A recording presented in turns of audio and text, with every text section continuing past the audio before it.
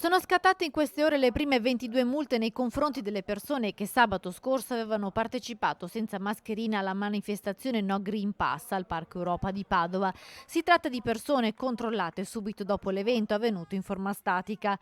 Inoltre, durante il deflusso della folla al termine della manifestazione, sabato scorso la polizia ha denunciato un manifestante che aveva contestato con veemenza la presenza delle forze dell'ordine. Ieri sera invece durante il corteo flop dei No Pass, che ha visto la presenza di sole 90 persone, sono state multate altre 9 che al momento dell'inizio della manifestazione si rifiutavano di indossare la mascherina come previsto dall'ordinanza firmata dal sindaco di Padova.